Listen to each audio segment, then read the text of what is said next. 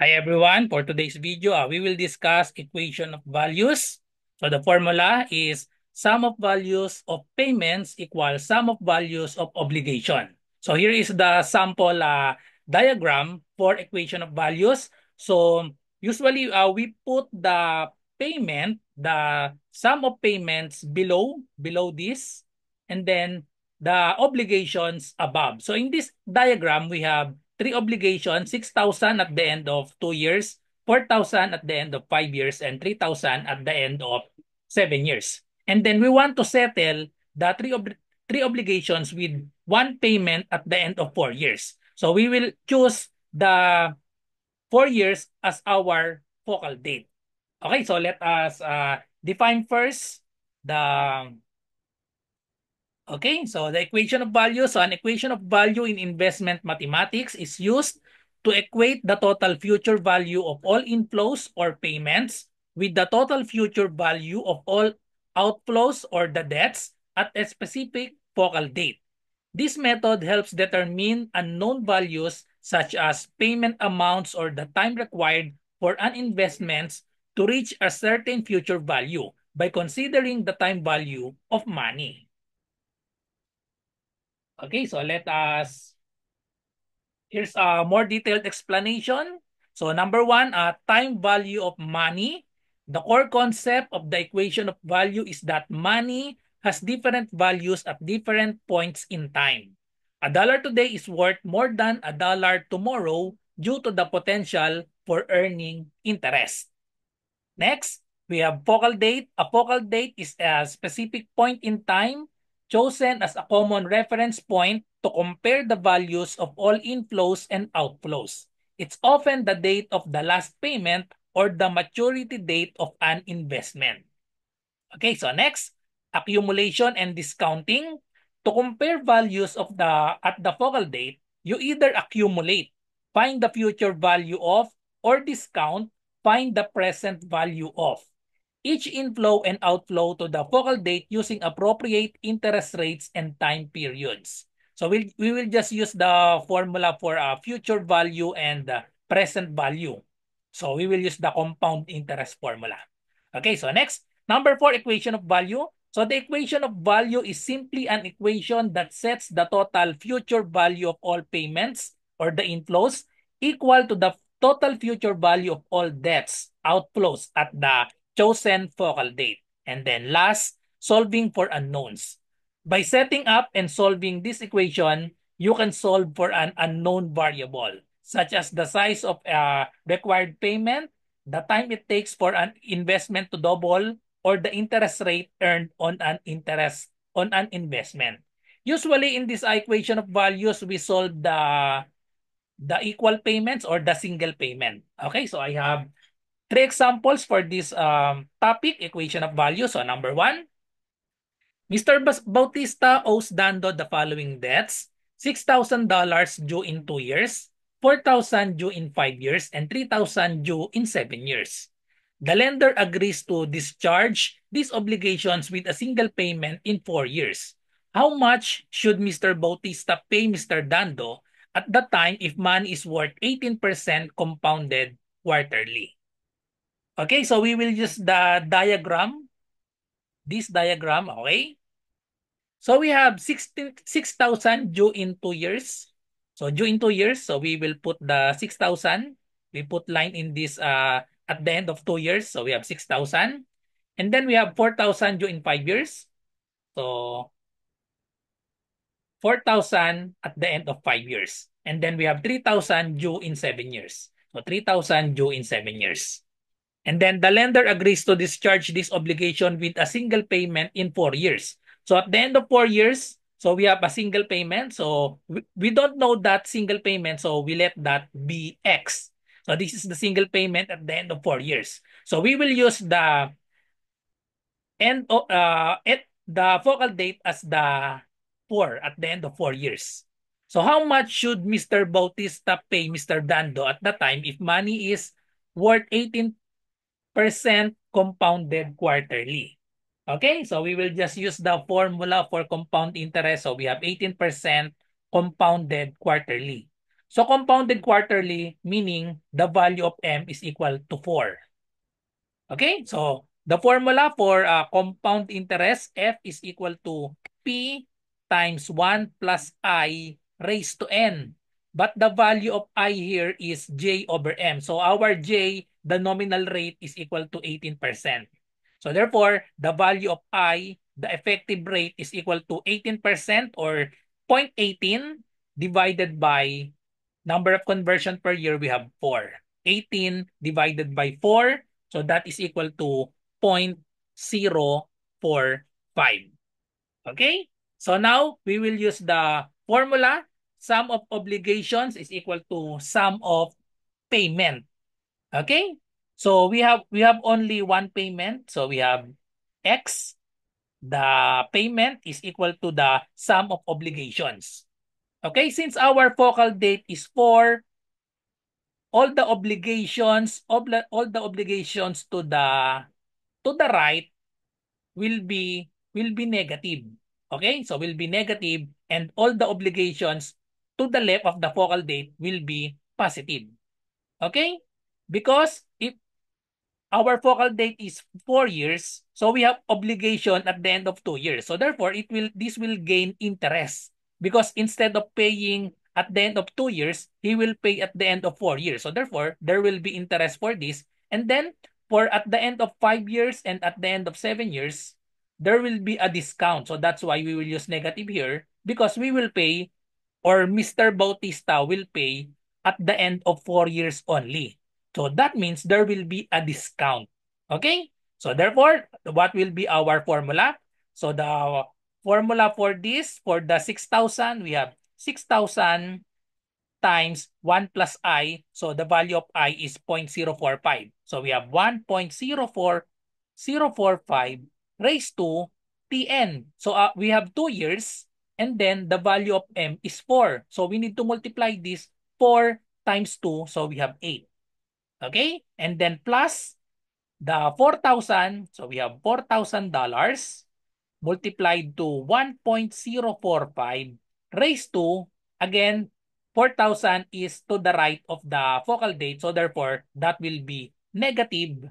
So we have 1 year times 4. So we have raised to negative 4. And then plus the 3,000. So we have 3,000 times 1.045 raised to, so we have 3 years multiplied to 4, so we have negative 12. Negative again because it is to the right of our focal date. Okay? So now let's just solve this. So we can just use our calculator and then we round off to 2 decimal places. So 6,000 raised to 1.045 raised to 8, that will be 8,532.60. And then plus, so just type this in on your calculator. I'll show you later. So we have 3,354.25, and then we have 3,000 times 1.045 raised to negative 12. That will be 1,768.99. So if we add all these three numbers, we will get 13,655.84. So this will be the single payment at the end of 4 years. So if we total this, so we have 6,000, 4,000, and then 3,000. So that is equal to $13,000. So there will be an interest of 655.84. Okay, so I'll show you the computation. So we have 6,000, so times 1.045. So I'll type 1.045 first, and then raise to the 8th power, press equal sign, and then multiply to 6,000.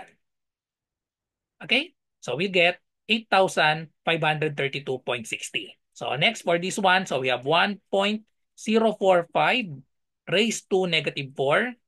So raised to negative 4. So we have, and then multiplied to 4,000.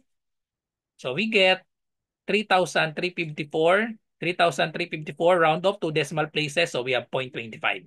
Okay, and then same for this one. And then add this, we will get 13,655.84. So expect that your answer will be greater than when you add all the obligations. Okay? Or maybe it's close. It's close to 13,000. So there will be a time that it can be it can also be less than 13,000 if all the obligations is to the right of the focal date. Okay? Since we have two obligations to the right and then one obligation to the left, so the answer can be positive or negative, but it's close to 13,000. Okay? So that's how to check your answer if your answer is correct. So that should be close to 13,000. It depends also on the percent. Okay, so next number 2. If money is worth 12%, M equals 4. So this is the nominal rate, 12%, and then the conversion, M is equal to 4. So that means quarterly. What two equal payments at the end of 2 and 5 years will discharge the following obligations? So we have letter A, 2,000 due at the end of 3 years with accumulated interest at 14%, M equals 2. So that means there are two interest for this letter A. So we have 12%, M equals 4, and then 14% M equals 2. And then another one, we have 1,000 due in 8.5 years. Okay, so to solve this, let us draw the diagram. So we have at the end of we have 8.5 years, and then we have 2 to 5 years. So let us draw 0 to 8.5. Okay, so this will be the 0 and then 8.5. So let's draw up to 9. Okay, up to 9 years. So this will be the ninth year. So we have 1, and then 2, 3, 4, 5, 6, 7, 8, and then we have 9. We have 9 here, and then we only get 1/2, 8.5. Okay. So what will be our focal date? Okay, so we have the question is what two equal payments? Two equal payments at the end of 2 years and 5 years. So at the end of 2 years and 5 years, he will pay at the end of 2 years and at the end of 5 years. So we will put X at the end of 2 years and at the end of 5 years. And then we have 2,000 due at the end of 3 years. 2,000 due at the end of 3 years. Okay. So we have $2,000 here at the end of 3 years, accumulated interest at 14%, M equals 2. And then we have 1,000 due in 8.5 years. So we have another obligation here. So we have $1,000 due at the end of 8.5 years. So we have here the value of M is equal to 4. M is equal to 4. So the value of J is equal to the nominal rate, 12%, or that is equal to 0.12. And then we have M is equal to 4. So therefore, the value of I, the effective rate is 0.12 divided by 4. That will be equal to 0.03. Okay? So let's choose our focal date, the comparison date. So let's choose 3 as our, so let's choose this 3 as our comparison date or the focal date. Okay? So now, so we have sum of obligations. So we have payments is equal to obligation. Sum of payments equals sum of obligations. So just use this formula. Payments equals obligation. So let's start first with the payment. So we have X times, we have I is 0.03. So we add 1, so we have 1.03. This is our focal date, the 3. So to the left, that means positive, and then to the right will be, to the right of the focal date will be negative. So negative, and then to the right is positive. And then we have the effective rate is 0.03. So therefore, we have X times 1.03 raised to, so we have 1 year from 2 at the end of 2 years and at the end of 3 years, so we have 1 year. Then we will multiply this 1 year to the value of m. M equals 4. Okay, so therefore we have raised to the fourth power. And then plus the payment here, another payment. So we have x. And then from at the end of 5 years, so how many years are there from our focal date? So we have 2 years. Okay, so 2 years, we will multiply 2 years to our m. The value of m is 4. So 2 times 4 is 8, and then we get the negative sign because it is to the right of the focal date. So we have 1.03 raised to negative 8. Okay, and that is equal to the obligations, letter A and letter B. For letter A, we have 2,000. So we have 2,000. Since this is the focal date, so that means the power of our nominal or the effective rate, 12% divided by 4, or that is the 0.03, the power will be 0 because that is the comparison date, the focal date. Okay, so we have 1.03 raised to 0. But there is another interest. So 2,000 due at the end of 3 years with accumulated interest, 14%, M equals 2. So therefore, we will apply this 14% divided by 2, that will be 7%. 7% or that is 0.07. Okay? So therefore, we will multiply another 1.07 raised to the 6th power. Why to the 6th power? Because we have 2,000 and then we have m equals 2. M equals 2 and then we have 3 years. Okay? So 3 years. So starting from 0 up to 3. So we multiply 3 times m equals 2. So therefore we have to the 6th power. And then plus another obligation. So we add another obligation of 1,000. So this time we will only use the m equals 4 and then 12%. Okay? For letter A, we have another interest of 14 and 2. Okay, so therefore, let's just count the number of years from the focal date 3 up to 8 and 1/2. So 8 minus 3, so we have 5 years, 5.5. Okay? So 5.5 years.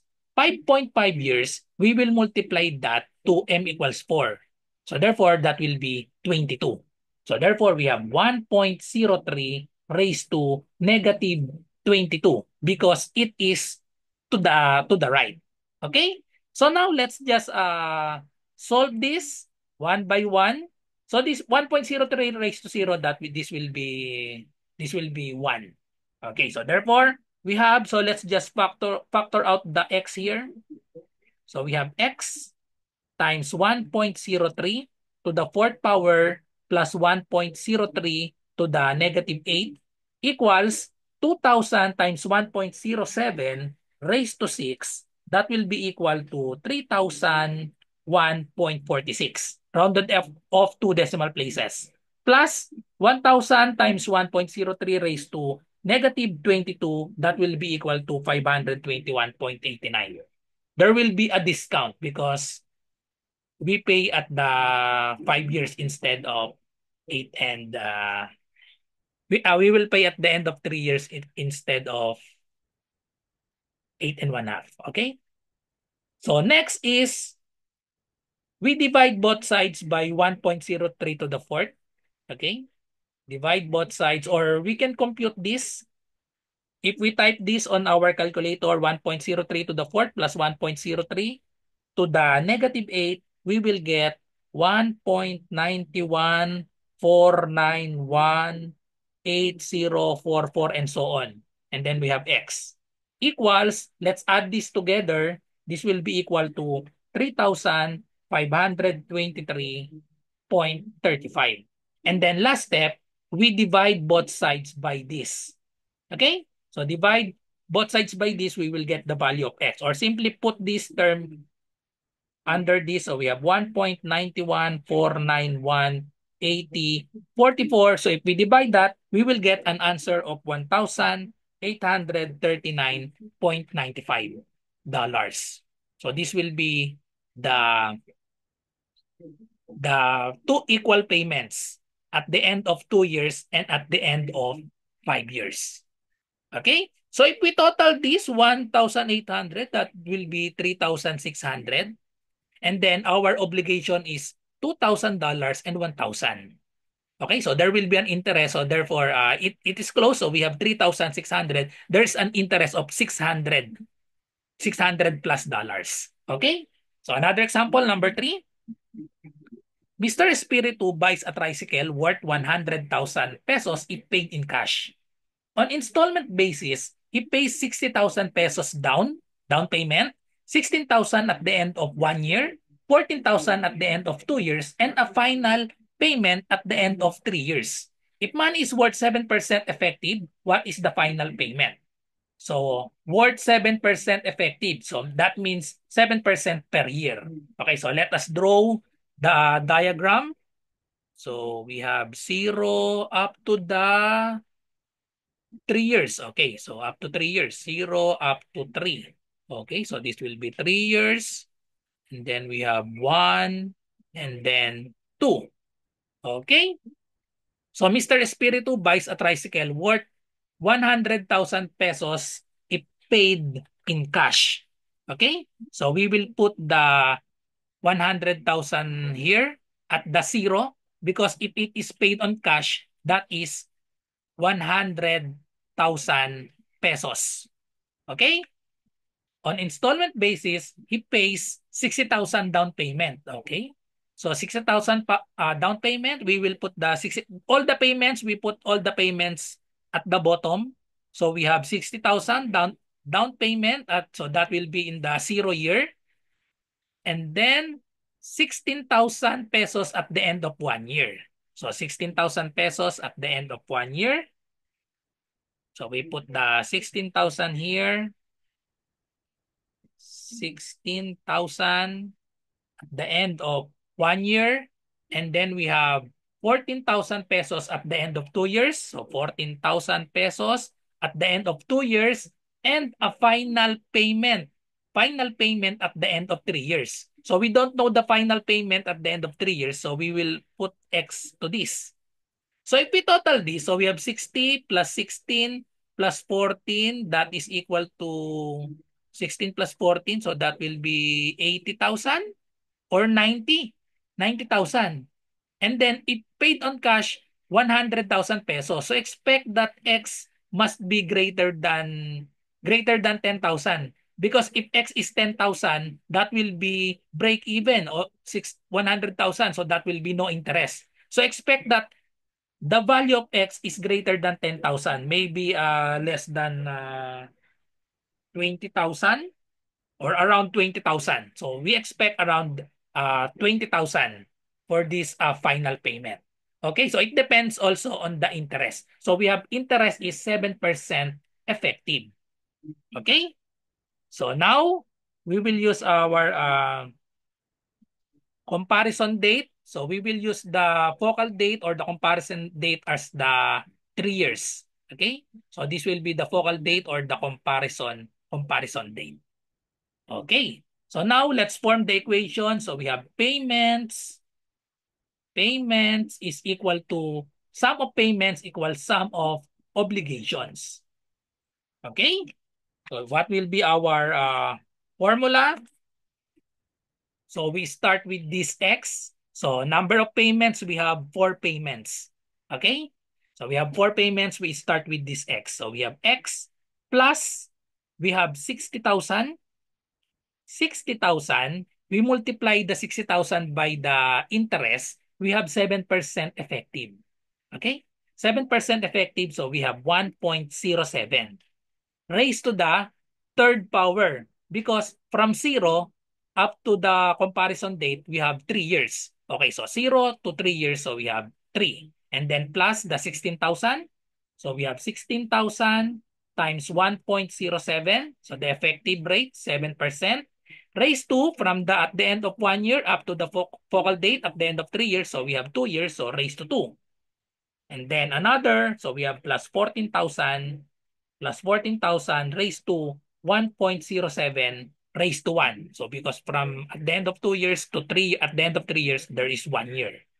Okay? And that will be equal to the 100,000 pesos if paid in cash times the interest. Okay, so that equals 100,000 pesos.